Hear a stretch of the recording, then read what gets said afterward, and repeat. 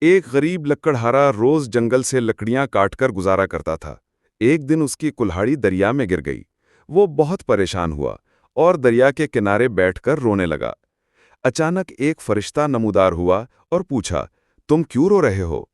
لکڑہارا بولا، میری لوہے کی کلہاڑی دریا میں گر گئی ہے، میں بہت غریب ہوں، نئی نہیں خرید سکتا۔ فرشتے نے دریا میں ہاتھ ڈالا اور سونے کی کلہاڑی نکالی۔ یہ تمہاری ہے؟ لکڑہارا بولا، نہیں، میری لوہے کی تھی۔ پھر چاندی کی کلہاڑی نکالی۔ یہ تمہاری ہے؟ لکڑہارا پھر بولا، نہیں، وہ بھی میری نہیں۔ پھر فرشتے نے لوہے کی کلہاڑی نکالی۔ یہ تمہاری ہے؟ لکڑہارا خوش ہو کر بولا، ہاں، یہی میری ہے۔ فرشتہ اس کی ایمانداری سے خوش ہوا اور کہا، تمہاری سچائی کے بدلے یہ تینوں کلہاڑیاں تمہاری ہو گئیں۔